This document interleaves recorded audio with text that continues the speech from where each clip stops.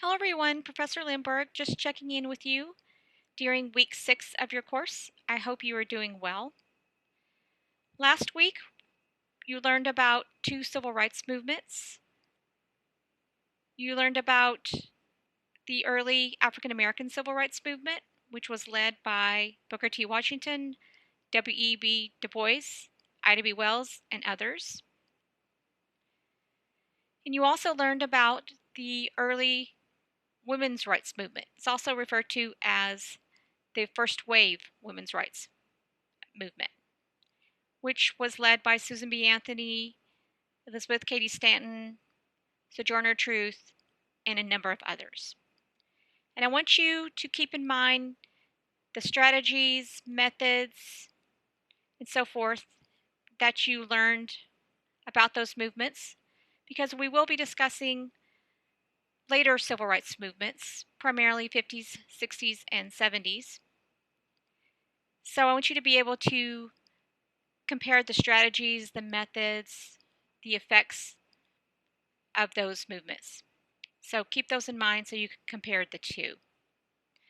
This week, you are learning about American imperialism and World War I.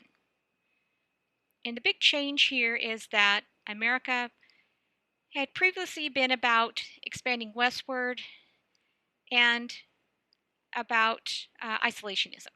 So in other words, they really didn't play a huge role on the global stage. But during the latter part of the 1800s, that all changes.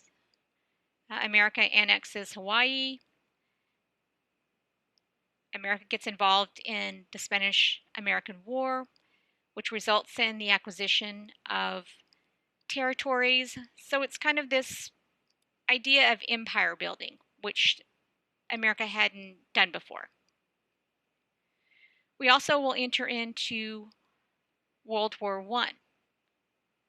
And you will learn about the reasons that America enters into World War I, the life on the home front, local Americans' roles in the war, the mobilization for war, the technology used and the impact of that technology, etc. And I also posted instructions for your Women in Politics essay. That can be found in week 5, which was last week.